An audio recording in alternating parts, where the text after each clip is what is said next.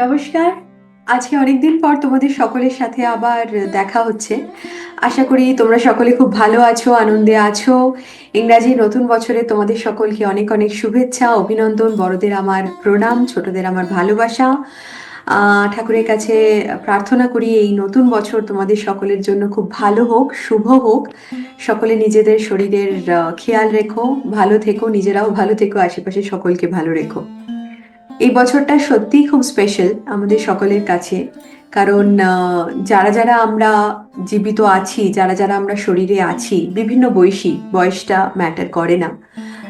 ছোট থেকে, শৈশব থেকে, কৈশোর থেকে বৃদ্ধ, যারাই আমরা এই সময় এই কালে, এই 2025 সালে আছি, তারা সকলেই আমরা খুব বড় একটি অনুষ্ঠানের মানে সম্মুখীন কজন হতে পারছি জানি না, তবে অন্তত সেটা সম্বন্ধে জানকারি প্রাপ্ত নিশ্চয়ই হতে পারছি। আম, আমি মহাকুম্ভের কথা বলছি, যেটি 144 বছর পর এসছে এবং প্রয়াগরাজে খুব সুন্দরভাবে, খুব বৃহৎভাবে, খুব দিব্যভাবে এবং ভব্যভাবে যেটা চলছে। 13 তারিখ অর্থাৎ 13ই জানুয়ারি থেকে শুরু হয়েছে এবং আগামী 26শে ফেব্রুয়ারি পর্যন্ত এই মেলা চলবে। আহ, অনেকেই আমরা হয়তো সুযোগ অলরেডি পেয়ে গেছি মেলাতে যাওয়ার, স্নান করার, সাধু সন্তদের সঙ্গে মেলার, তাদের আশীর্বাদ নেওয়ার, বিভিন্ন প্রশ্নের উত্তর নেওয়ার।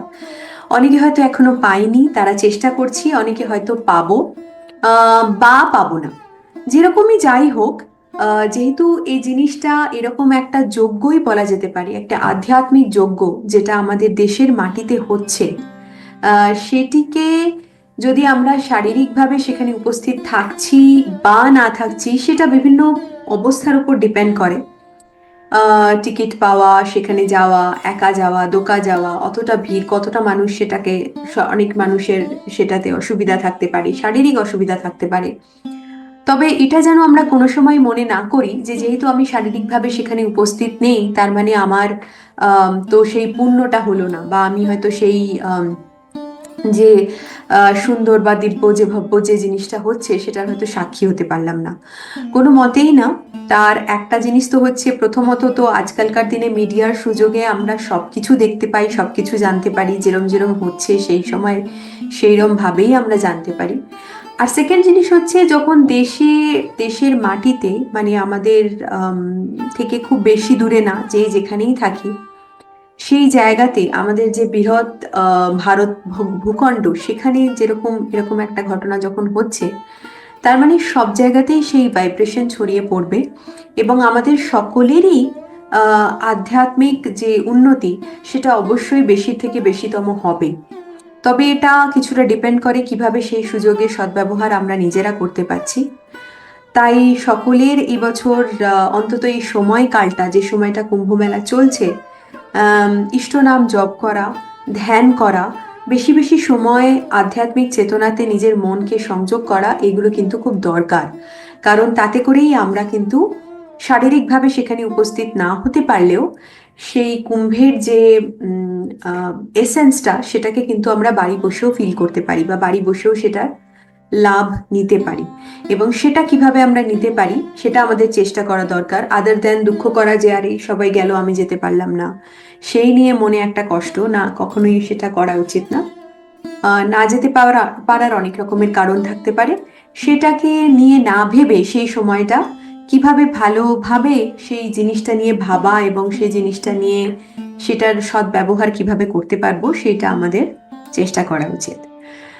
তো এই যে বললাম, সোশ্যাল মিডিয়া বা মিডিয়া, এটার কিন্তু দু রকমের এফেক্ট বা দু রকমের কাজ থাকে। একরকম হচ্ছে পজিটিভ এবং একরকম হচ্ছে নেগেটিভ। পজিটিভ এটাই যে আমরা সেখানে শারীরিকভাবে উপস্থিত না হতে পেরেও কুম্ভের সম্বন্ধে এবং মহাকুম্ভে ঘটে যাওয়া বিভিন্ন বিষয় সম্বন্ধে আমরা টাইম টু টাইম খবর পাচ্ছি, বুঝতে পারছি কতটা ভিড়, কতটা কি, কতজন সাধু এলেন, কিভাবে প্রোগ্রাম চলছে, এছাড়া আরো নানান বিষয়। কিন্তু এর সাথে সাথে যেহেতু এত ইনফরমেশন আমাদের সামনে চলে আসছে এবং সেটির সম্বন্ধে প্রকৃত জ্ঞান বা প্রকৃত জানকারি যদি আমাদের না থাকে, তাহলে কিন্তু আমাদের মনে নানান রকমের প্রশ্ন আসছে। এবং স্বভাবতই সেখানে আমরা অনেক রকমের মানুষ দেখতে পাচ্ছি, অনেক ভিন্ন ধরনের মানুষকে দেখতে পাচ্ছি, যাদের মধ্যে বেশিরভাগ কিন্তু সাধু বা সন্ত। এখন যেটা আমরা বরাবরই জানি যে কুম্ভ মানেই কিন্তু নাগা সাধুদের একটা মানে কুম্ভ মানেই আমরা সেটাকে রিলেট করি নাগা সাধুদের সাথে, কারণ সেই সময়তে হিমালয় এবং বিভিন্ন অরণ্যে বিভিন্ন ভারতবর্ষের বিভিন্ন জায়গায় বিভিন্ন এরকম জায়গাতে যেখানে হয়তো সাধারণ মানুষ খুব কম যান, কম কি হয়তো জানি না, এইরকম সব জায়গায় যেসব সাধুরা বছর বছর বসে তপস্যা করছেন, বিভিন্ন ভাবে কঠোর শারীরিক তপস্যা তারা চালিয়ে যাচ্ছেন, উদ্দেশ্য কিন্তু একটাই, ঈশ্বরের সঙ্গে সঙ্গম বা ঈশ্বরের সঙ্গে দেখা বা ঈশ্বরকে উপলব্ধি করা। সেই সব সাধু সন্তরা কিন্তু এই কুম্ভের সময় আসেন এই জায়গাগুলিতে, এবং তারা এখানে আসেন একটাই উদ্দেশ্যে। তারা আসেন তাদের বিভিন্ন রকম সাধনা, জপ তপ সেই সমস্ত করার জন্য, অবশ্যই সঙ্গমের জলে স্নান করার জন্য, সেখানে বিভিন্ন রকমের পূজা যজ্ঞ এই সমস্ত জিনিস করার জন্য। এবং আরেকটা ইন্টারেস্ট এইটা হচ্ছে যে সাধারণ মানুষের সঙ্গে ইন্টারাকশন, সাধারণ মানুষের সঙ্গে একটা যোগ মেলানোর চেষ্টা। এবং সাধারণ মানুষও কিন্তু এই সমস্ত অনুষ্ঠান বা এই সমস্ত মেলা, যেরকম মাঘ মেলা, কুম্ভ মেলা, এই সমস্ত মেলাতে যাওয়ার অবশ্যই পুণ্য, কারণ সঙ্গমে স্নান করলে গঙ্গা যমুনা, প্রয়াগরাজে যে হচ্ছে গঙ্গা যমুনা এবং সরস্বতীর সঙ্গম, সেখানে সঙ্গমে স্নান করলে কত জীবনের পুণ্য কামানো যাবে এবং মোক্ষ প্রাপ্তি হবে, সেগুলো তো আছেই। তার সাথে এটাও আছে বিভিন্ন সাধু সন্তদের সঙ্গে দেখা করা, তাদের থেকে কিছু আধ্যাত্মিক প্রশ্ন থাকলে সেগুলি করা, সেগুলির সঠিক উত্তর পাওয়া, গুরু খুঁজে বের করা। এবং এই যে একটা মানে যে একটা মহাযজ্ঞ, আধ্যাত্মিক মহাযজ্ঞ যাকে বলে, সেটা শুধুমাত্র হয়তো এই ভারত ভূখণ্ডেই মানে পসিবল, সেটাকে এক্সপ্লোর করা এবং সেটার সাক্ষী হয়ে থাকা। সাধারণ মানুষের কিন্তু এইরকমই কিছু বিশেষ উদ্দেশ্য থাকে। এখন যেটা আমি এই জন্য বলছিলাম যে সোশ্যাল মিডিয়ার দ্বারা যেহেতু অনেক খবর আমরা পাচ্ছি এবং অনেক ইনফরমেশন আমরা পাচ্ছি, আমি আমার মনে হচ্ছে যে সেই ইনফরমেশনসগুলোকে একটু ভালোভাবে আমার মতো করে ভিডিওর দ্বারা তোমাদের সামনে নিয়ে আসবো। অনেক রকমের প্রশ্ন, অনেক প্রশ্ন আছে আমাদের, সেগুলি সব হয়তো না আমি উত্তর দিতে পারলেও আমার যেটুকু মনে হয়েছে আমি খুব সংক্ষিপ্তভাবে সেটিকে বলার চেষ্টা করব। কুম্ভ কি, কেন, বিভিন্ন রকম সাধু সন্ত তারা কে, কেন এখানে এসছেন, সেই সব বিষয়ে আলোচনা করার জন্যই ছোট্ট এই ভিডিওটি আজকে আমি বানাবো বলে ঠিক করলাম। কারণ মনে হলো যে তোমাদের সঙ্গে এই জিনিসটা শেয়ার করলে হয়তো আমাদের মতো অনেকে উপকৃত হবে যারা জানতে চান। তো দেখো, আমরা সকলে বাই নাও এটা তো জানি যে পৌরাণিকভাবে বা যদি আমরা হিস্টোরিক্যালি দেখি তাহলে আমরা এটা জানি যে 4টি জায়গাতে কুম্ভ হয়ে থাকে।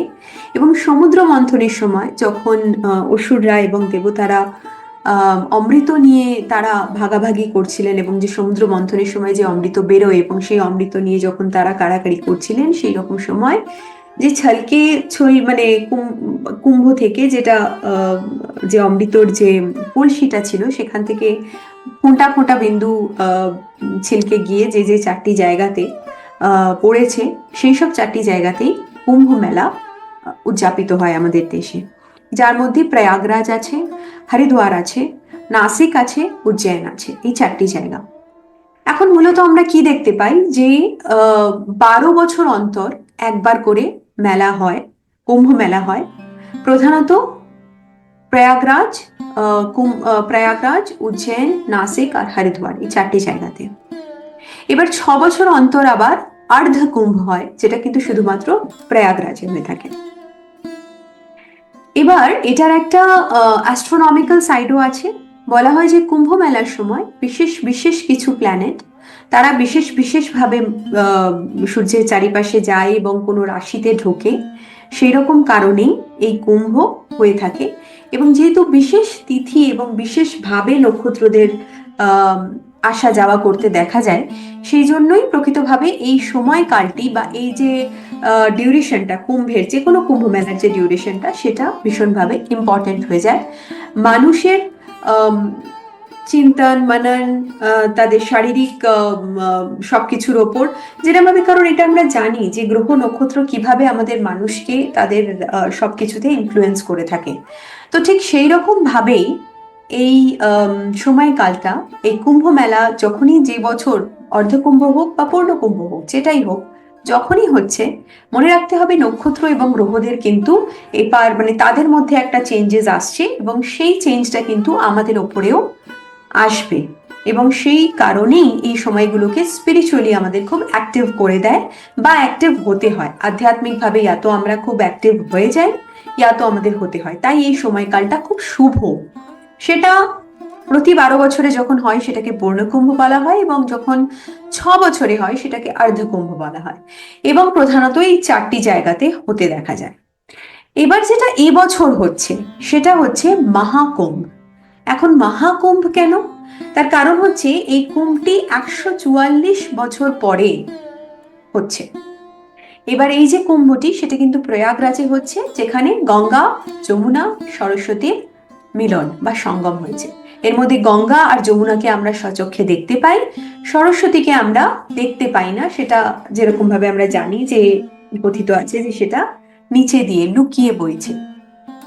তো সেই সঙ্গমে, এই প্রয়াগরাজের এই সঙ্গমে এই 144 বছর পরে মহাকুম্ভ কিন্তু এবছর হচ্ছে। এবং এবছর বৃহস্পতি নক্ষত্রের একটা বৃহস্পতি গ্রহের একটা ট্রানজিশন আছে, এবং সেই কারণেই এই সময়কালটা খুবভাবে ইম্পর্টেন্ট, এবং আমাদের সকলের জন্য এটা ভীষণভাবে শুভ এবং ভালো। এবং এটা কিন্তু 144 বছর অন্তর একবার করে এই মহাকুম্ভ হয়ে থাকে। আর এটা আমাদের সময়কালে যেহেতু হচ্ছে, তাই খুব স্বাভাবিকভাবেই আমরা সকলে বয়স নির্বিশেষে যারা যারা এই সময়কালটা দেখতে পাচ্ছি, উইটনেস করতে পাচ্ছি, তাহলে তারা কিন্তু আমরা সকলেই খুব পুণ্যবান বা ভাগ্যবান, এটাই মনে করা হচ্ছে। এটা হলো খুব শর্টে অ্যাবাউট কুম্ভ কি, মানে কিভাবে হচ্ছে, কখন, এটা আমরা মোটামুটি আমরা সকলেই জানি। এবার যে প্রসঙ্গটায় আসা যায় সেটা হচ্ছে, এগুলি কিন্তু খুব ফ্যাক্ট বলছি, যেগুলো এতদিনে আমরা অলরেডি জানি, কিন্তু যদি কেউ না জানি তাহলে হয়তো তাদের জন্য এটা 6 রকমের 6 দিন প্রধানত ভাবে শাহী স্নান, বা যেটাকে এখন অমৃত স্নান বলা হচ্ছে, সেগুলি বিশেষ বিশেষ কিছু তিথিতে অনুষ্ঠিত হয়। এবং শাহী স্নান বা অমৃত স্নান কেন বলা হয়? কারণ সেই দিন, পার্টিকুলারলি সেই দিনের যে তিথি বা যে নক্ষত্র বা যে সময়কালটা, সেটা খুব বেশি গুরুত্বপূর্ণ। এমনিতে যে কুম্ভের যে পুরোটা সময়কাল, সেটাকে বলা হয় স্নান পর্ব, সেটা পুরোটাই, যেমন এবছর 13ই জানুয়ারি থেকে 26শে ফেব্রুয়ারি অবধি, এই পুরো সময়কালটাকেই আমরা স্নান পর্ব বলবো। কিন্তু এর মধ্যে যে বিশেষ দিনগুলি, যে দিনগুলিতে বিশেষ নক্ষত্র, বিশেষ গ্রহের এরফের হয়, এবং সেই দিনগুলিতে যে বিশেষভাবে স্নান হয়, সেগুলিকে বলা হয় অমৃত স্নান। এবার এবছরে এই কুম্ভ মেলায় অমৃত স্নানের ডেটগুলো কি? 13 তারিখে, 14 তারিখে ছিল 14ই জানুয়ারি, সেটা ছিল মকর সংক্রান্তি স্নান। তারপরে 29শে জানুয়ারি, এটা হচ্ছে মৌনী অমাবস্যা স্নান। 2 তারিখ আছে যেটা হচ্ছে কিনা যেটা হচ্ছে বসন্ত পঞ্চমী, বা যেটা আমাদের জন্য সরস্বতী পুজো বসন্ত পঞ্চমী, সেই স্নান। তারপরে আছে আবার 13 ফেব্রুয়ারি বোধহয়, সেটা হচ্ছে মাঘী পূর্ণিমা স্নান। এবং তারপরে হচ্ছে 26শে ফেব্রুয়ারি, সেটা হলো গিয়ে মহাশিবরাত্রি স্নান। তো এই যে প্রতিকটা দিন, এগুলি হচ্ছে অমৃত স্নান, বা এগুলিকে আমরা বলবো ইম্পর্টেন্ট ডেটস, যেদিনকে স্নান করলে আরো বেশি ভালো। এছাড়াও কিন্তু পুরো সময়কাল ধরেই অগণিত মানুষ গিয়ে স্নান করছে, যেটা আমরা সকলে জানি, মানে সকলেই যাচ্ছে, স্নান করছে, নিজের নিজের সময় করে সকলে যাচ্ছে, কারণ সকলের পক্ষে তো ওই দিনকালগুলিতে যাওয়া সম্ভব নয়। এবং স্বভাবতভাবেই ওই সময়টা যারা নাগা সাধু বা যারা সাধু সন্ত, তারা বিশেষভাবে প্রায়োরিটি পান, তো তাদের সকলের স্নান হয়ে যাওয়ার পর সাধারণ মানুষের জন্য খুলে দেওয়া হয়। তো স্বাভাবিকভাবে সেই সময় রাশটা খুব বেশি থাকে। এমনি তো পুরো ডিউরেশনটা যে স্নান পর্বটা চলে, সেই সময়টায় যে কোনো সময় গেলে এবং স্নান করলে আমরা কিন্তু সেই জায়গাটা বা সেই সেই মানে প্রয়াগরাজের, ধরো এবছর যেখানে এখন যেখানে হচ্ছে, সেই যে ক্ষেত্রটা, সেটার যে ঊর্জাটা, সেটা আমরা সারা বছর, মানে সরি, ওই সময়কালটুকু সবসময়ই আমরা সেটা উপলব্ধি করতে পারি। কিন্তু ধরো যাদের থাকে কি না ওই পার্টিকুলার ওই দিনটাতেই যাব, তাহলে এই 5টা দিন আমরা দেখতে পাই যে 5টা দিনে আমাদের অমৃত স্নান আছে, অমৃত স্নানের সময়। এবার যেটা আমরা বলবো যে অমৃত স্নান যেটা হয়, সেই অমৃত স্নানের কিন্তু একটা প্রোটোকল আছে। মানে খুব এরকম না যে র্যান্ডম যে কেউ গেল ওই দিন সেই সময় স্নান করে নিল, এরকম ভাবে কিন্তু হয় না। তো যখন আমরা এই প্রোটোকলটা নিয়ে আলোচনা করব, তার আগে আমাদের আলোচনা করা দরকার আখাড়াগুলো নিয়ে। সকলেই আমরা এখন বা মিডিয়া বা টিভি নিউজ এই সমস্তগুলো জেনেছি, এবং আমরা আগেও জানি যে সেখানে কিছু আখাড়া উপস্থিত হয় এবং বিভিন্ন প্রকারের সন্ন্যাসী সাধু সন্ত তাদের এই আখাড়াগুলি সম্বন্ধে আমরা জানতে পারি বা শুনতে পারি। এখন এই আখাড়া কি এবং এর যে ডিফারেন্ট ক্লাসিফিকেশন সেগুলো কি? তো দেখো, আখাড়া যেটা হয় সেটা হচ্ছে একটা সংগঠন বলা যেতে পারে, বা একটা অর্গানাইজেশন বা একটা সংস্থান, যেটির মধ্যে বিভিন্ন প্রকার সাধু সন্ত আমাদের দেশে যারা আছেন তারা সেই আখাড়াগুলির সঙ্গে, ডিফারেন্ট ডিফারেন্ট আখাড়াগুলির সঙ্গে যুক্ত থাকেন। যে সাধু সন্ত সমাজকে, যে সন্ন্যাসী সমাজকে আমরা দেখতে পাই বা তাদের সম্বন্ধে যখনই জানতে পারি, এটা মানতে হবে যে তারা সময় কোনো না কোনো আখাড়ার সঙ্গে বা কোনো না কোনো এরকম অর্গানাইজেশনের সঙ্গে তারা যুক্ত। তো তারা সেই আখাড়ার একটা পার্ট।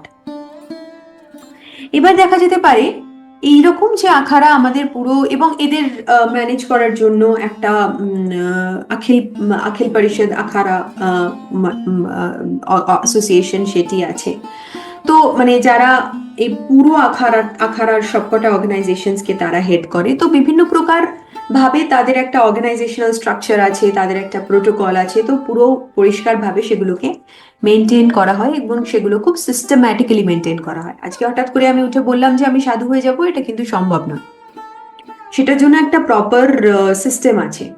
এই ছোট ছোট জিনিসগুলো সম্বন্ধেই কিন্তু জানা দরকার আমাদের।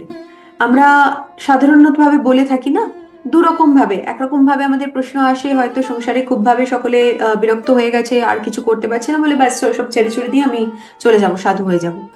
অ্যাজ এফ সাধু হয়ে যাওয়াটা কিন্তু খুব ইজি ব্যাপার। মানে যখন তোমার মনে হচ্ছে আর কিছু তোমার দিয়ে হচ্ছে না, চলো চলে যাও, সাধু হয়ে যায়। এই জিনিসগুলোই আমাদের বুঝতে হবে যে সাধু বা সন্ত বা সন্ন্যাসী হয়ে যাওয়াটাও কিন্তু ততটাই ডিফিকাল্ট। মানে আমি তো অস্ট্রাটিস বা তারা যে ত্যাগ বা তাদের যে মানে জপ তপ তপস্যা এগুলো যে তারা করছে সেই সম্বন্ধে তো আমি আসছিই না। প্রথমেই যদি আমি দেখি যে তাদেরও যে প্রোটোকল আছে, যে অর্গানাইজেশনাল স্ট্রাকচার আছে, এবং যেটিকে মেনে তাদের কিন্তু ঠিক এক একটা জায়গা থেকে এক একটা জায়গায় ওঠানো হয়, সেটা কিন্তু ভীষণভাবে ডেমোক্রেটিক এবং সেটাও কিন্তু ভীষণভাবে অর্গানাইজড। তো এরকম র্যান্ডম সকালবেলা উঠে আমার মনে হলো চলো গিয়ে সাধু হয়ে যাই, আরে কোনো কাজ নেই এখন তো সাধু হয়ে যাই, ওটা কিন্তু সম্ভব নয়। তো এই ছোট ছোট জিনিসগুলো আমাদের মাথা থেকে যদি মিসকনসেপশনস থাকে এগুলোকে ক্লিয়ার করা দরকার। এটা একদমই নয়। তো ব্যাক টু আখাড়া, আমরা আখাড়া নিয়ে যে ডিসকাশন করছিলাম, তো এই প্রতিটি আখাড়ার কিন্তু একটা সম্পূর্ণভাবে নিয়ম আছে, এবং সেই নিয়ম অনুযায়ী লোকেরা যায়। তারা তাদের মানে ত্যাগ করার, সবকিছু ত্যাগ করে ঈশ্বরের পায়ে নিজেকে সমর্পণ করার যে আর্জি সেটাকে পেশ করে। সেই সময় সেই আখাড়ার যে হেড, যাকে আমরা আচার্য মহামণ্ডলেশ্বর বলে থাকি বা মহামণ্ডলেশ্বর। এবার আচার্য মহামণ্ডলেশ্বর যেটা হচ্ছে সেটা হচ্ছে তিনি হচ্ছেন, ধরো একটা কিরম ভাবে বোঝানো যায়, ধরো একটা জেলা, এবং সেই জেলার বিভিন্ন ছোট ছোট জায়গাতে কিন্তু আহ মানে গ্রাম আছে, ঠিক আছে, এবার গ্রাম পঞ্চায়েত গুলো আছে। এবার এই গ্রাম পঞ্চায়েত গুলো সব মিলে গিয়ে একটা জেলা হবে, এবং জেলার যে ডিএম সে কিন্তু ডিস্ট্রিক্ট ম্যাজিস্ট্রেট, সে একটা জেলার পুরোপুরি একটা সে হেড হচ্ছে। তো এখানে এই যে আখাড়াগুলি এক একটি থাকে, তার আন্ডারে কিন্তু বিভিন্ন বিভিন্ন জায়গা থাকে, যে এই আখাড়াটা এই পুরো জায়গাগুলিকে দেখবে। এবং এই পুরো জায়গাগুলির যে এক একজন হেড থাকে, এক একটা রেসপেক্টিভ জায়গার যে এক একজন হেড থাকে, তাদের বলা হয় মহামণ্ডলেশ্বর। ঠিক আছে, এবার এই মহামণ্ডলেশ্বররা সকলে মিলে যে বড় যে বিস্তৃত জায়গাটার আখাড়াটার যে হেড হয় তাকে বলা হয় আচার্য মহামণ্ডলেশ্বর। তাহলে এই মহামণ্ডলেশ্বর গুলো সবাই কিন্তু রিপোর্ট করে বা অর্গানাইজেশনাল স্ট্রাকচারে তারা কিন্তু নিচে থাকে আচার্য মহামণ্ডলেশ্বরে, তারা সবাই তার কাছে, তার নিচে, মানে তার সাবঅর্ডিনেট। এবার এই এক একটা আখাড়া অনেক রকম সাব ডিভিশনস বা ছোট ছোট ছোট ছোট যে মানে ছোট ছোট কভারিং যেগুলো থাকে বা মহামণ্ডলেশ্বর যেগুলি থাকে সেগুলো কিন্তু নাম্বারসে হতে পারে। সেটা প্রতি বছর বা প্রতি কাল সময়তে এই এক একটা আখাড়া অ্যানাউন্স করে যে তাদের কজন মহামণ্ডলেশ্বর আছে, কজন কটি জায়গা, এবং সেই মহামণ্ডলেশ্বর কটি জায়গাকে দেখছে। তো এরকম ভাবে কিন্তু বলা হয়। তাহলে আমরা বুঝলাম যে আখাড়া যেটা, সেটা হচ্ছে একটা সাধু সন্ত, এই সমস্ত যে আমাদের যে সনাতন, ভারতীয় সনাতন ধর্মের যে সমস্ত তপস্বী মানুষ বা তারা যে জীবন নিজেকে ত্যাগ করেছে ঈশ্বরকে খোঁজার জন্য, সেই সমস্ত মানুষের যে সংগঠন বা যে অর্গানাইজেশন, সেটিকে আখাড়া বলা হয়। এখন এই আখাড়ার যে হেড থাকে সেটাকে বলা হয় আচার্য মহামণ্ডলেশ্বর, কারণ সে he or she acts as a guru বা আচার্য হিসাবে কাজ করেন, এবং তার আন্ডারে ছোট ছোট ছোট ছোট অনেক পকেটস জায়গা থাকে যেগুলির ছোট ছোট ভাবে মহামণ্ডলেশ্বররা সেগুলিকে দেখভাল করে। তো এটা হলো আখাড়া, এবং এর একটা প্রপার প্রোটোকল আছে, সিলেকশনের প্রোটোকল আছে। যখন আমি গিয়ে বলছি যে আমি সাধু হতে চাই বা আমি এই পথ বেছে নিতে চাই, তখন তার একটা প্রপার প্রোটোকল আছে যেটাকে ফলো করা হয়, সিস্টেম্যাটিক ভাবে সেটাকে বোঝা হয়, এবং সেই রকম ভাবে অর্গানাইজেশনাল স্ট্রাকচারে কিন্তু তাদেরকে হায়ারার্কিয়াল ভাবে তাদের সব রকম জিনিসপত্র হয়। তাদেরকে প্রথমে দেখা হয় তারা কতটা রেডি, তারা সাধু হওয়ার জন্য কতটা রেডি, তারা এই জীবন নিজের সম্পূর্ণ আশা, মানে আমাদের ম্যাটেরিয়ালিস্টিক ভাবে যেগুলিকে আমরা আশা আকাঙ্ক্ষা সবকিছু বলি, এই সর্বস্ব ত্যাগ করে নিজেদের মানুষ, বাবা মা সন্তান সন্ততি যা আছে যা আছে সব রকম মায়া সংসারে ত্যাগ করে একটি মানুষ সে কতটা তৈরি, এই সব কিছু পরীক্ষা করে তারপরেই কিন্তু তাকে নির্বাচন করা হয়। সুতরাং এটা কিন্তু কোনো রকম সহজ ব্যাপার নয়। তো যখনই এখন আমরা কোনো সাধু সন্ত বা কোনো রকম কোনো আখাড়া বা যে রকমই ভাবে সনাতন ধর্মে যখনই কোনো আমরা সাধু সন্ত এরম জাতীয় মানুষকে দেখছি, সবার আগে এটা ভাবা উচিত যে এই জায়গাটা, যে জায়গাটাতে সে আছে বা যে বস্ত্রটা, যে গেরুয়া বস্ত্রটা সে ধারণ করে আছে, নাগা সাধুদের কথাতে তো আমি আসছি পরে, তাদের কথা তো মানে মানে ভাবাই আমাদের, মানে তাদের নিয়ে যে ভাবনা আমাদের, সেটা তো একদম অন্য হওয়া উচিত। কিন্তু সাধারণ যারা গৈরিক বস্ত্র ধারণ করেছেন সেই সমস্ত সাধু সন্তকে যখনই আমরা চোখের সামনে দেখি, সবার প্রথমে কিন্তু এটাই মনে করা উচিত যে তারা কিভাবে নিজেদের জীবনের সবকিছু উৎসর্গ করেছে, এবং একটাই উদ্দেশ্য, সেটা হচ্ছে ভগবান লাভ। এটা কিন্তু ভাবা যায় না, কারণ আমরা ছোট ছোট জিনিসগুলো, ছোট ছোট চাওয়া পাওয়া আশাগুলোকে নিজের জীবন থেকে ছাড়তে কিন্তু জীবন, পুরো জীবন লেগে যাচ্ছে। সাধারণভাবে যদি বলা হচ্ছে যে এই মানে যখন বয়সকালীনে বলা হচ্ছে যে এই খাবার দাবার ছেড়ে সাত্বিক আহার, হালকা ভোজন, কারোর সময় কোনোদিন কারোর কেউ ডায়াবেটিক হচ্ছে, সুগার মানে সুগার লেভেল হাই হয়ে গেছে, লো হয়ে গেছে, ধরা পড়ছে, তাকে বলা হচ্ছে তুমি এটা খেও না ওটা খেও না, তাতেই আমাদের কত দুঃখ। আমাদের জীবন থেকে আমরা এক এক জায়গা থেকে অন্য জায়গাতে যেতে আমাদের দুঃখ, কারণ সেই জায়গার প্রতি আমাদের এত এত অ্যাটাচমেন্ট। নিজেদের যে আমাদের প্রতিটা ছোট ছোট জিনিস নিয়ে অ্যাটাচমেন্ট, সেই অ্যাটাচমেন্টগুলিকে কাটিয়ে বেরোতে আমাদের কত সময় লেগে যায় ভেবে দেখো। আর যখন আমরা চোখের সামনে এই সাধু সন্তদের দেখি, গৈরিক বসন পড়ে যারা আমাদের সামনে আসছেন, তাদেরকে তাহলে আমাদের এক মানে সঙ্গে সঙ্গে ভেবে দেখা উচিত যে এনারা কতটা মহানতার পরিচয় দিচ্ছেন আমাদের চোখের সামনে। মানে আমাদের সময়কালে যে আমরা তাদের দেখতে পাচ্ছি বা তাদের আশেপাশে আসতে পারছি, সেটাই আমাদের জন্য একটা বিশাল বড় পাওয়া। এইসব মানুষরা তাদের সবকিছু ত্যাগ করেছে, তাদের বিন্দুমাত্র কোনো আশা আকাঙ্ক্ষা কিচ্ছু নেই।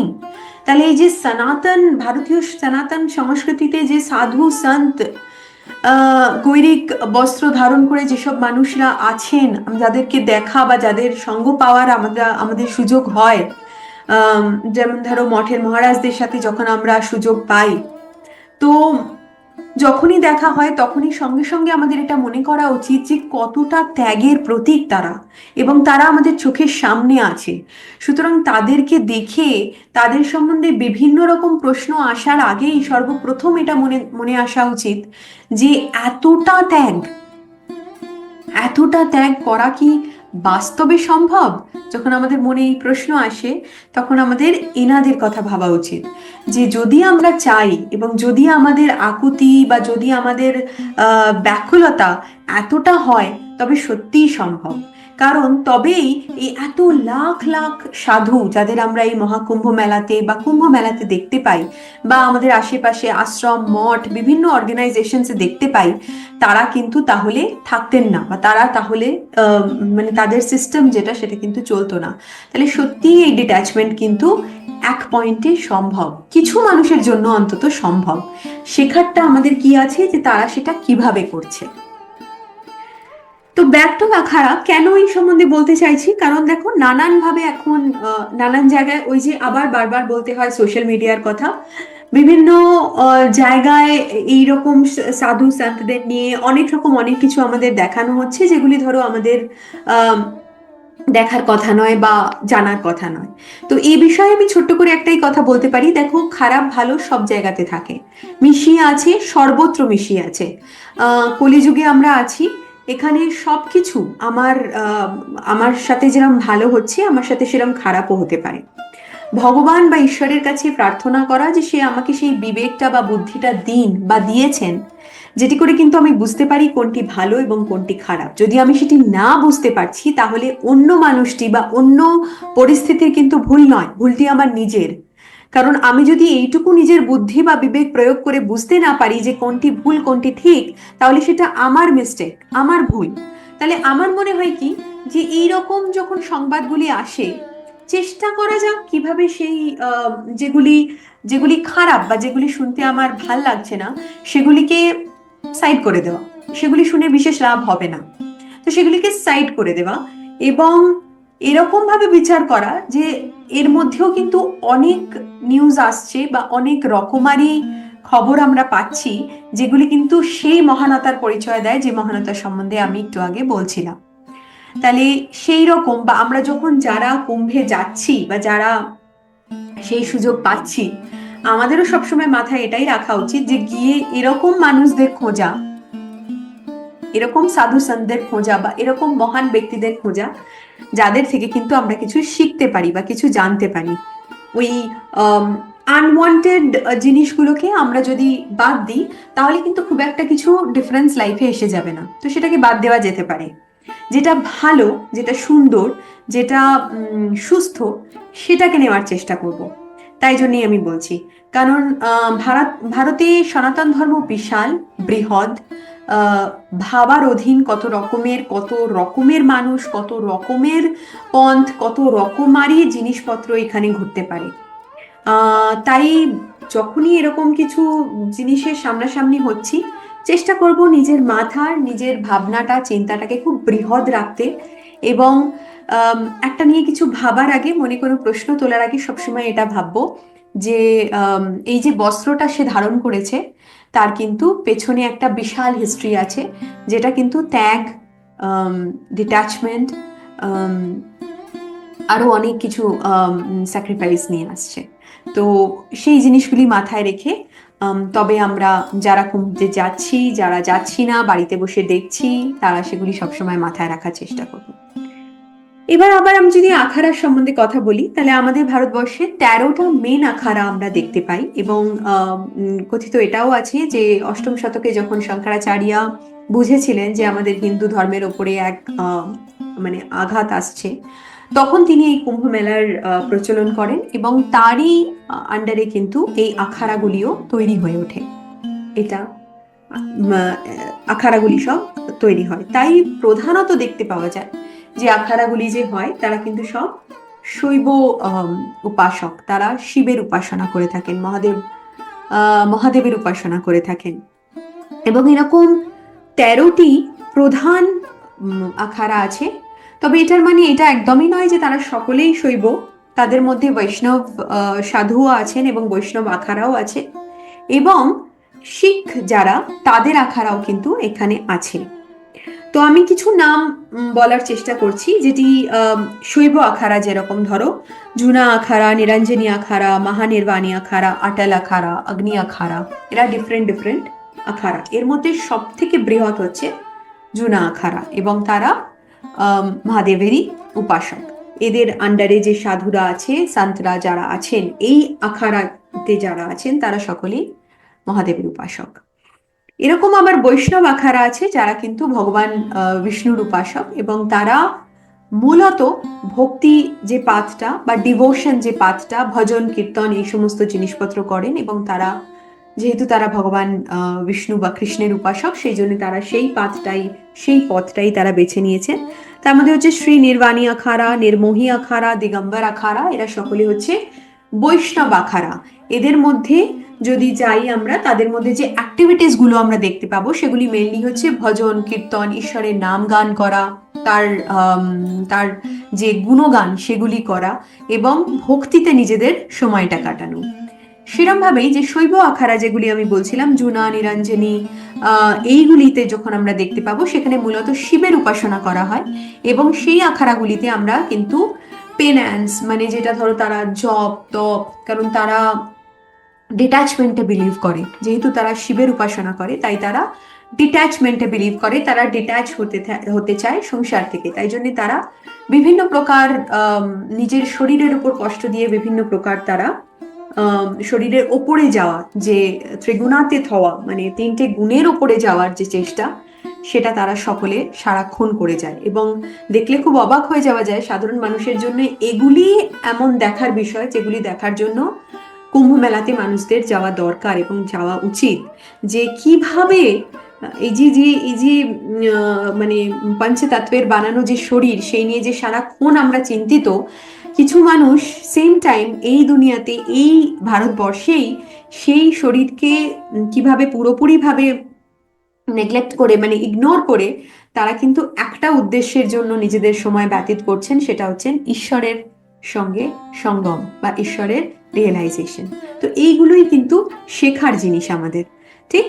তো এবং থার্ড যে টাইপটা আছে, সেটা হচ্ছে উদাসী আখাড়া। এই উদাসী আখাড়াই হচ্ছে শিখ আখাড়া, যেটা বলছিলাম, এবং তারা গুরু নানক এবং শিখ মত নিয়ে তারা তাদের অ্যাক্টিভিটিস বলো বা তাদের যে পূজা ধ্যান ধারণা, তারা কিন্তু সেই মতে করে, এবং এরা মূলত জ্ঞানী সাধু হয়। এরা মূলত অদ্বৈতার আলোচনা করে, এবং ঈশ্বরের যে ব্যাপ্তি সেই বিষয়ে নিয়ে আলোচনা করে। তাহলে এরা হলো এক প্রকার। তো আমরা এটা বুঝতে পারলাম যে আখাড়া কি এবং সেটি ক প্রকার, এবং ভারতে মূলত 13খানা যে মেন আখাড়া, সেগুলি নিয়েও চর্চা করলাম, এবং এটা বুঝতে পারলাম যে বৈষ্ণব শৈব, যদিও শৈব মূলত থাকে, তাছাড়াও বৈষ্ণব আখাড়াও আছে এবং শিখ আখাড়াও আছে। এরা সবাই আখাড়া, এবং এদের সাধু সন্তরা বিভিন্ন রকম অ্যাক্টিভিটিস নিয়ে জড়িত থাকে। যেমন বৈষ্ণব আখাড়া মূলত মূলত ভক্তি, গান বাজনা, ভজন কীর্তন, ঈশ্বরের নাম গুণ জ্ঞান। সেরকমই যারা শৈবী আখাড়া আসে, তারা সবসময় মহাদেবের উপাসনা করছেন, তারা নিজেদের শরীরের প্রতি জপ তপ, মানে তারা হাইলি পেন্যান্স যাকে বলে, সেগুলি করার চেষ্টা করছে। এবং যারা উদাসীন আখাড়া, তারা কিন্তু জ্ঞানের দিকে নিজেদের সময়টাকে ব্যক্ত করছেন। তো এরকম ভাবে ডিফারেন্ট ডিফারেন্ট আখাড়া আমরা দেখতে পাই। তাই দেখবে যখন এখানে আলোচনা হচ্ছে, সবাই বলছে বিভিন্ন আখাড়া ওখানে গেলে দেখা যাচ্ছে, এবং মানুষের কাজ হচ্ছে সেই সব আখাড়াগুলিতে যাওয়া, নিজেদের সময় কাটানো, যদি মহামণ্ডলেশ্বর এনাদের সঙ্গে দেখা হচ্ছে, তাদের আশীর্বাদ নেওয়া, তাদের থেকে নিজেদের নিয়ে কিছু যদি প্রশ্ন থাকে, কোনো আধ্যাত্মিক প্রশ্ন থাকে, অবশ্যই আমার মনে হয় না এটা এরম জায়গা যেখানে গিয়ে সাংসারিক প্রশ্ন করা উচিত। আধ্যাত্মিক প্রশ্ন নিয়েই যাওয়া উচিত, কারণ মনে রাখা উচিত যে মানুষটি আমার সামনে আছে, সে শুধুমাত্র আধ্যাত্মিক জিনিস, আধ্যাত্মিক উত্তর দেওয়ার জন্যই আছে। তো সেই সমস্ত জিনিসগুলো করা উচিত। এবার দেখো, আমরা আলোচনা করব সাধুদের নিয়ে। আমরা ডিফারেন্ট রকমের সাধু দেখতে পাচ্ছি। আমরা কোনো সময় টিভিতে দেখছি কোনো সাধু হাত একরকম উঠিয়ে আছে, কোনো সাধু হয়তো এরকম মাথা নিচে করে পা উপরে দিয়ে আছে, তখন আমরা বলছি এরা এরকম ভাবে কেন আছে। কোনো কোনো সাধুকে আমরা দেখছি সাপ নিয়ে খেলা করছে, বিভিন্ন রকম জিনিস আমরা দেখতে পাচ্ছি, এবং সেইগুলো নিয়েও আমাদের প্রশ্ন আসছে। সাধু যে আমরা দেখতে পাই, যদি মূলত আমি এদেরকে যেসব সাধুদের আমরা, যেহেতু আমরা আগেরটায় পড়লাম যে শৈবী আখাড়া, যেহেতু সেই শৈবী আখাড়াগুলো, সেই আখাড়ার আন্ডারে যেসব সাধুরা আছেন, সেই সাধুরা কিন্তু মূলত পেন্যান্স বলো বা নিজের এই যে পঞ্চতত্ত্বের বানানো যে শরীর, সেটির ওপরে ওঠার যে কন্টিনিউয়াস চেষ্টা, সেই চেষ্টা তারা করে যাচ্ছে। এবং সেই রকম সাধুদের মধ্যে আসে নাগা সাধু, ঊর্ধ্ববাহুর্স, পরিব্রাজকা সাধুস, অঘোরী সাধু, শীর্ষাসীন সাধু, বৈষ্ণবায়িত সাধু, উদাসীন সাধু, এরা আলাদা হয়ে গেল। এবার এই যে নাগা সাধু, ঊর্ধ্ববাহু সাধু, পরিব্রাজক সাধু, অঘোরী সাধু, শীর্ষসীন সাধু, এই সাধুগুলো হচ্ছেই কিন্তু মেনলি শিবাইটস যে আখাড়াগুলো বা শৈবী আখাড়াগুলো, তাদের সাধু। এখানে আমরা বুঝতে পারছি নাগা সাধুদের, আমরা সকলে জানি যে নাগা সাধুদের গায়ে কোনো কাপড় থাকে না। তার কারণ একটাই, যে তারা জাগতিক যে যে রকমের জিনিস আছে যেটা তাদেরকে টেনে রাখে টুয়ার্ডস মায়া, কারণ আমরা জানি সংসার মানেই মায়া। তো যারা এই সংসার থেকে বেরিয়ে যেতে চাইছে এবং এই সংসারকে অতিক্রম করে অন্য একটা জায়গায় পৌঁছতে চাইছে, তারা কি করে গায়ে কাপড় জামা দিয়ে রাখতে পারে, তাই না? এবং তারা গায়ে কাপড় জামা না দিয়ে রেখে আমাদের যে শিক্ষাটা দেয়, সেটি হচ্ছে যে জাগতিক যে রকমের মায়া বা জাগতিক যে সমস্ত জিনিসপত্র, সে সমস্ত জিনিসপত্র কিন্তু শুধুই মানে তোমাকে অ্যাটাচ করে রাখা বা তোমাকে ধরে রাখার জন্য। তোমাকে যদি উন্মুক্ত হতে হয় বা তোমাকে এই সমস্ত কিছু বাইরে বেরিয়ে যেতে হয়, তাহলে তোমাকে সব কিছু ছাড়তে হবে। এবং তাদের এই নাগা থাকার বা তাদের এই উলঙ্গ থাকার পেছনে এই সবকিছুই কিন্তু খুব সিগনিফিক্যান্ট। মানে এগুলোর মধ্যে কিন্তু খুব সিগনিফিকেন্স আছে। মানে এগুলো আহ একদম ওইরকম ভাবে বুঝতে যাওয়া, আরে কেন কি, এগুলো সবকিছু কিনা খুব সিম্বলিক। একটা জিনিস বলে না যে আমাদের অনেক কিছু দেখে বুঝতে হয় যে এটার মানে কি, কেন হতে পারে, এবং সেটার মানে এটাই যে তারা সব রকম এরকম জিনিস থেকে নিজেদেরকে বার করতে চায়, যে সমস্ত জিনিস তাদেরকে সংসারের প্রতি টেনে রাখে। যেরকম নিজেদেরকে ভালো করে চান, সুন্দর করে করা, তাতে কি হচ্ছে দেখো, এই যে আমরা প্রতিদিন চান করছি, সুন্দর করে চান করছি, নিজেদেরকে তৈরি করছি, তারপরে গিয়ে আয়নার সামনে দেখছি চুলটা এরকম থাকলে মনে হচ্ছে না ভালো না, চুলটাকে এরকম করে দিচ্ছি, টিপ ঠিক করে পরছি, ড্রেস পোশাক ঠিক করে পরছি। তার মানে কি আমরা সবসময় কতটা পারফেক্ট নিজেকে দুনিয়াতে, মানে নিজেকে সমাজের কাছে কতটা পারফেক্ট ভাবে রিপ্রেজেন্ট করতে চাই, তাই তো? কি ফারাক পড়ে যখন আমরা বাড়িতে থাকি, আমরা অনেক রকম ভাবে থাকি, কারেক্ট? আমরা হয়তো চুল আঁচড়াচ্ছি না, আমরা হয়তো ঠিকঠাক ভাবে টিপ পড়ছি না, হাউ ডাজ ইট ম্যাটার, এটাতে কিছু এসে যায় না। কিন্তু যখনই আমরা বাইরে বেরোচ্ছি, যখনই আমরা বাড়ি থেকে বাইরে বেরোচ্ছি, তখনই আমরা নিজেকে ঠিকভাবে সাজিয়ে তোলার চেষ্টা করছি, কারণ আমাদের মনে এটাই লাগে যে লোকে কি ভাববে, আমাকে দেখে লোকের কি ভাবনা আসবে। এই যে নাগা সাধুরা বা এই যে নাগা সন্তরা, তারা কিন্তু এই জিনিসটারই বাইরে। তারা ঈশ্বরের সাথে এমন এক আনন্দের সম্পর্ককে তারা স্থাপিত করেছে, যাতে তাদের এই ছোট ছোট ভাবনা চিন্তা, যে আমার শরীরকে দেখে মানুষ কি ভাববে, বা আমার এই পঞ্চতত্ত্বের শরীর যেটা আজকে আছে কাল নেই, যেটা মাটিতে মিলিয়ে যাবে যে মুহূর্তে আমি এই জীবন ছেড়ে চলে যাব, সেটা নিয়ে কি হবে, এইটা ভাবার তাদের সময় নেই। এবং তারা ভাবতেও চায় না, তারা এটা জানতেও চায় না যে আমরা তাদেরকে নিয়ে কি ভাবছি, তারা এটা নিয়ে বুঝতেও চায় না। তাদের একটাই উদ্দেশ্য, এই সব কিছুর পারে গুণাতীত হয়ে সত্য রজ তম এই তিন গুণের ওপরে উঠে কিভাবে তারা ঈশ্বরকে পেতে পারে, এবং তার জন্য সর্বসময় তারা চেষ্টা করে যাচ্ছে। এবং সেই জন্যই এই সমস্ত সিম্বলিক জিনিসগুলিকে তারা আস্তে আস্তে ছাড়া শুরু করে, তারা ত্যাগ করা শুরু করে।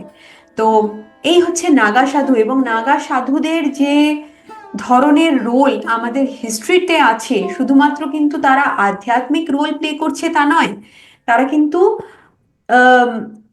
হিস্টোরিক্যালি যদি দেখা যায়, তারা কিন্তু ভীষণভাবে আমাদের যে ঐতিহ্য বা যে পরম্পরা, যে মন্দির, যখনই আমাদের ওপরে কোনো বিদেশি আক্রমণকারীরা আক্রমণ করেছে এবং আমাদের মন্দির, আমাদের মনুমেন্টস, আমাদের যেসব জায়গাকে তারা শেষ করার চেষ্টা করেছে নিজেদের গায়ের জোর দিয়ে, তখন কিন্তু এই নাগা সাধুরাই প্রথম হচ্ছে যারা কিন্তু এসে আমাদের সেই সমস্ত জিনিসগুলিকে রক্ষা করেছে, আমাদের মন্দির রক্ষা করেছে, আমাদের হেরিটেজ, আমাদের যে সংস্কৃতি, আমাদের যে কালচার, সেটাকে তারা রক্ষা করেছে। এর যেরকম সোমনাথ মন্দির, কাশী বিশ্বনাথ মন্দির, আম, তো এর এর মধ্যে আমার বলে রাখা ভালো যে আমরা যে সন্ন্যাসী আন্দোলন বা যে সন্ন্যাসী বিদ্রোহের কথা জানি, সেটাও কিন্তু এই নাগা সাধু এবং যে এই প্রকার যে পরিব্রাজক সাধুরা ছিল, তারা কিন্তু সবাই মিলে এই উম, আহ, মানে আক্রান্তকারীদের আগেনস্টে লড়ে, এই ব্রিটিশার্সদের এগেনস্টে লড়ে আমাদের দেশকে বাঁচিয়েছে। তাই জন্যেই দেখবে, যখন তোমরা এই কুম্ভেও দেখবে নাগা সাধুদের হাতে সবসময় তলোয়ার থাকে, সবসময় শস্ত্র থাকে, কারণ তারা যেরম ভাবে নিজের শরীরের প্রতি পেন্যান্স, অস্ট্রোসিটিজ এই সমস্ত করে, তার সাথে সাথে তারা কিন্তু শস্ত্র জ্ঞানে, তারা কিন্তু সবসময় মানে তারা কিন্তু অস্ত্র চালাতে জানেন, তারা কিন্তু সেই শিক্ষাও পাঠ লাভ করেন আখাড়াতে। তো এই আখাড়াগুলোতে তাদেরকে এই শিক্ষাও দেওয়া হয় যে যখন ধর্মের ওপর সংকট আসবে, তখন কিভাবে সেই সংকট থেকে তুমি নিজেকে এবং নিজের দেশকে এবং নিজের সংস্কৃতিকে বা নিজের কালচারকে কিভাবে রক্ষা করবে। যখন ভগবান বলছেন ইয়দা ইয়দা ই ধর্মস্য গ্লানি ভবতু ভারতা, তার মানে কি, সে তো সবার মধ্যেই বিরাজমান, সে সবার মধ্যেই আছেন। যখন যখন এই দেশের প্রতি অধর্ম হবে, যখন যখন আমাদের মাটিতে কোনো রকম কোনো আক্রান্তকারী আমাদের সংস্কৃতিকে উম, ভুল দিকে নিয়ে যাওয়ার বা অধর্ম করে শেষ করার চেষ্টা করবে, তখন তখন কিন্তু এনারা আমাদের রক্ষা করবেন। তো এই হচ্ছে আম, নাগা সাধুদের ইতিহাস, বা এই হচ্ছে নাগা সাধুদের আম, গল্প। তাই যখন আমরা এখন টিভিতে বা মিডিয়াতে যখন আমরা তাদের সম্বন্ধে দেখছি, আম, এই সবগুলি জানার পর তাদের যে ত্যাগ, তাদের যে সাধনা, তাদের যে ইচ্ছা আমাদের সংস্কৃতিকে, আমাদের দেশকে সবকিছু থেকে রক্ষা করার জন্য এবং ধর্মের স্থাপনা করার যে চেষ্টা, সেটা কিন্তু মানে আমাদের সাধারণ মানুষের বোঝার বাইরে। তাই জন্যে যেটুকু বুদ্ধি, যেটুকু বিবেক ঈশ্বর দিয়েছে, সেটিকে সবসময় চেষ্টা করে তাদের সেই ত্যাগ, তাদের সেই বৃহৎ ভাবনা চিন্তাটাকে রেসপেক্ট করা এবং সেটি সম্বন্ধে একবার ভাবনা চিন্তা করার চেষ্টা আমরা করব। তাহলে এটা নাগা সাধু। ঊর্ধ্ববাহুর যারা হচ্ছে, দেখবে অনেক সময় দেখা যাচ্ছে যে কিছুজন হাত তুলে আছে, এর মানে হচ্ছে কি, তারা কিন্তু এটাই বলেছে যে এত বছর ধরে আমি একটা হাত তুলে রাখবো। মানে এগুলো কিন্তু ডিফারেন্ট রকমের পেনান্স হচ্ছে, মানে এগুলো ডিফারেন্ট রকমের তপ। আমরা যে আগে আগে শুনতাম না যে সাধু একজন ঋষি এত বছর, এই যে আমরা শুনে এসেছি 1000 বছর ধরে ব্রহ্মার সাধনা করেছেন, তো সেইগুলো এগুলোই। মানে যখন দেখা যাচ্ছে সেই উই ঢুপি গায়ে চারিদিকে পড়ে গেছে, চুল বেড়ে মানে কিরকম ভাবে হয়েছে, এগুলো যে ভিজুয়ালাইজেশনে আমরা দেখতে পেয়েছি, এগুলো কিন্তু সেগুলোই। এগুলো সনাতন সংস্কৃতিতে কবে থেকে চলে আসছে সে বোঝার আমাদের বাইরে, মানে আমরা সেগুলি জানিও না। তো এগুলোকে দেখা, শেখা, রেসপেক্ট করাটাই আমাদের একমাত্র কর্তব্য। এগুলিকে নিয়ে আম, কি, কেন, কোথায়, কিভাবে, সেগুলিকে জানার চেষ্টা করতে গেলে আমাদের অনেকটা ডিপে ঢুকতে হবে, এবং তারা যে কাজ করছে, কেন করছে, সেটিকে বুদ্ধি দিয়ে বোঝার চেষ্টা করতে হবে। তাহলে এরা হচ্ছে ঊর্ধ্ববাহুর। আবার দেখো কিছু শীর্ষাসীন সাধু থাকেন, তারা দেখবে মাথাটিকে নিচে দিয়ে পা দুটি উপরে দিয়ে তারা সাধনা করছেন, কত বছর ধরে দেখা যাচ্ছে তারা ওরকম ভাবেই আছেন। তো এগুলি সাধনা, সাধনা করলে মানুষ অনেক কিছু করতে পারে। বিশ্ব পিতামহ কতদিন সেই সমরণে সে ওই তীরের ওপরে, তীরের সরসজ্জায় তিনি ছিলেন, যদিও তিনি সেই জন্য তিনি সেটা ব্লেসিংস, সেই গুণটা তিনি পেয়েছিলেন। তাও ভেবে দেখো, সাধনাটা ভেবে দেখো যে সে নিজেকে কিভাবে সেই সরসজ্জায়, তীরের সরসজ্জায় সে কিন্তু ছিলেন। তাহলে এগুলি সবই যদি অতটা লেভেল অফ সাধনা থাকে বা তপ করার সামর্থ্য থাকে, তাহলে এগুলো কিন্তু অ্যাচিভেবল। এবং সেই রকম ভাবেই ডিফারেন্ট ডিফারেন্ট সাধুদের আমরা বিভিন্ন বিভিন্ন প্রকারে এই সমস্ত কার্য করতে দেখতে পাচ্ছি। মহাকুম্ভে এবং কুম্ভ মেলা এবং এই ধরনের যে মেলাগুলি হয়, সেখানে গিয়ে আমরা এইসব সাধুদের এই করতে দেখতে পাবো, তারা ডিফারেন্ট রকমের অ্যাক্টিভিটিস করছে। এখন আমরা এই যে জিনিসগুলি জানলাম, আমি জানি না কতটা, হয়তো আমার যেটুকু নিজের মনে হয়েছিল সেই রকম ভাবে আমি বোঝার বা এই ভিডিওটিতে শেয়ার করার চেষ্টা করলাম। আম, কিছু কিছু হয়তো আমি মানে বলার চেষ্টা করেছি, হয়তো আরো অনেক, কারণ আমাদের সকলের কুম্ভকে ঘিরে অনেক প্রশ্ন এবং অনেক জিজ্ঞাসা। তবে যেটুকু আমার মনে হলো, যেটুকু ক্লিয়ার, যেটুকু মোটামুটি ভাবে ইনফরমেশন দেওয়া যায় আমি সেটাই করার চেষ্টা করলাম। এখন আমি ভিডিওটির শেষের দিকে এটুকুই বলার চেষ্টা করব যে যারা সত্যি এই সুযোগটি পাচ্ছ এবং যারা যেতে পারছো, আম, চেষ্টা করে একবার চলে যাও। যারা সক্ষম, যারা সবকিছু দিয়ে সক্ষম, আর্থিক, মানসিক, শারীরিক সবকিছু দিয়ে সক্ষম, তারা একটুখানি এফর্টটা বেশি ডালো, মনের ইচ্ছাটাকে আরেকটু বেশি করো। এবং অমৃত স্নানের দিনগুলোতে না হলেও যতদিন আছে, এখনো অনেক, অলমোস্ট 1 মাস এখনো আছে, একবার সেই পূর্ণ ভূমিতে, একবার সেই জায়গায় গিয়ে নিজেদের এক্সপিরিয়েন্স করা চেষ্টা করো। এবং যে ধরনের খবর শোনা যাচ্ছে, যা দেখতে পাচ্ছি এবং যা শুনতেও পাচ্ছি, অসাধারণ ব্যবস্থাপনা। উত্তরপ্রদেশ গভর্নমেন্টকে এই নিয়ে কিছু বলার নেই। উম, অবশ্যই স্পেশাল মেনশন যোগীজির হওয়া উচিত। তার কারণ হচ্ছে তিনি নিজে একজন সাধক, তিনি বোঝেন মহাকুম্ভের কি তাৎপর্য, এবং যথার্থই তিনি তার মতন করে, মানে নতুন করে কিছু বলার নেই, তিনি তার মতন করে নিজের ব্যবস্থা করেছেন।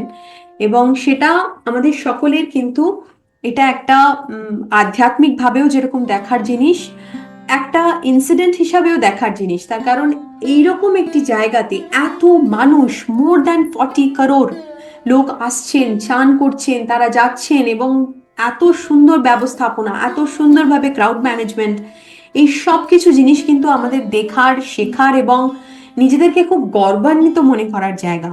তার কারণ হচ্ছে এই জায়গাটা, এটা কিন্তু অন্য কোথাও না, এটা কিন্তু আমাদের দেশে হচ্ছে।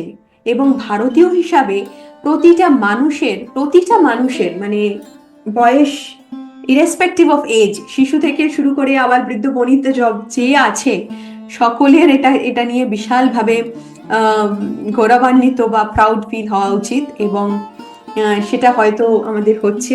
এবং যারা আমরা যেতে পারছি তারা তো আরো বেশি প্রাউড ফিল করছি। সবসময় মনে রাখো, দেশ এক, এ দেশ আমার।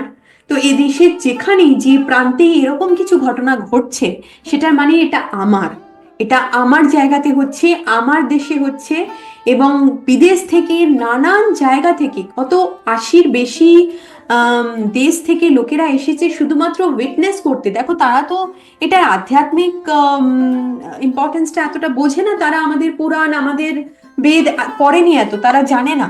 কিন্তু তারাও আসছে শুধুমাত্র রিয়েলাইজ করার জন্য যে কি হচ্ছে। সকলের কাছে এটা একটা বিশাল, মানে একটা মাসমারাইজিং ইভেন্ট যেটা ঘটে চলেছে, এবং প্রতিদিন 1-1.5 মাস ধরে জিনিসটা ঘটছে। সুতরাং সকলে আমাদের উচিত, যারা আমরা সক্ষম, তারা চেষ্টা করে একবার পৌঁছাও, একবার দেখো, একবার উপলব্ধি করো। এবং শেষে আমি বলবো, আধ্যাত্মিক তো বটেই, কুম্ভ শব্দের অর্থ হচ্ছে কলসি। যখন আমরা যাচ্ছি, যখন আমরা সঙ্গমে নিজেদেরকে ডুব দিচ্ছি, তার মানে ওই যে কুম্ভের যে মানে নিজেদেরকে যদি কুম্ভ মনে করা যায়, তাহলে কিন্তু সেই কুম্ভের মধ্যে যে জ্ঞান বা যে আম, আহ, মানে ওই জায়গার যে স্পিরিচুয়াল ভাইব্রেশন বা ওই ভূমির যে পাবন চেতনা, সেটাকে নিজেদের মধ্যে ভরে নেওয়া, এটাই হচ্ছে আমাদের উদ্দেশ্য, এটাই আমাদের প্রধান উদ্দেশ্য। এছাড়া কিন্তু আর কিছুই নয়। পাপ পুণ্য সবকিছু চলতে থাকে, এগুলো চলে যায়, কিন্তু আসল জিনিস হচ্ছে যে কিভাবে আমি নিজের নিজের মনের মধ্যে যে কুম্ভটি আছে, নিজের মনের মধ্যে যে ঘড়াটি আছে, সেটিকে কতভাবে অমৃত দিয়ে পূর্ণ করতে পারছি। এবং এই ক্ষেত্রে অমৃত কিন্তু আর কিছুই নয়, জ্ঞান। কারণ যদি সেই অমৃতকে আমি যদি আমার মানুষরূপী বা আমার চেতনারূপী কুম্ভতে ফিল করতে পারি, তাহলেই আমি কিন্তু আম, সন্ধান পাবো মোক্ষের বা মুক্তির। এবং মনুষ্য জন্মে সেটাই আমাদের প্রধান উদ্দেশ্য। তো এই বলে আমি আজকে ভিডিওটি শেষ করছি। তোমাদের কেমন লাগলো সকলে আমাকে কমেন্টসে জানিও। যদি ভালো লেগে থাকে সকলের সঙ্গে শেয়ার করো, কারণ আমার মনে হয় যে এই ছোট ছোট ইনফরমেশনস গুলো আমাদের সকলের মধ্যে যাওয়াটা খুব দরকার। তো সেইটুকু আশা তোমাদের কাছ থেকে আমি করব। যারা বাংলা বোঝে, কারণ ভিডিওটি বাংলায়, যারা বাংলা বোঝে, বাংলা জানে, সকলের মধ্যে ভিডিওটা শেয়ার করো, ভালো লাগলে লাইক করো, সাবস্ক্রাইব করো।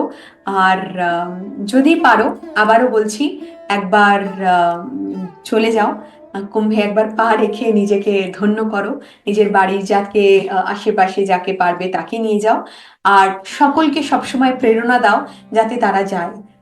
কারণ এইরকম একটা জাগতিক, এরকম একটা ঘটনার জাগতিক এবং আধ্যাত্মিক ঘটনার মেলবন্ধন দেখতে পাওয়াটা সত্যি খুব ভাগ্যের ব্যাপার, এবং আমরা সত্যি খুব ব্লেসড যে ঠাকুর ঈশ্বর আমাদের সেই সুযোগ করে দিচ্ছেন। সকলে ভালো থেকো, আনন্দে থেকো, আর কে কে যাচ্ছ, কে কে যেতে পারছো, সব রকম এক্সপিরিয়েন্স আমার সাথে শেয়ার করো, শুনলে ভাল লাগবে। নমঃ পার্বতী পতে, হর হর মহাদেব।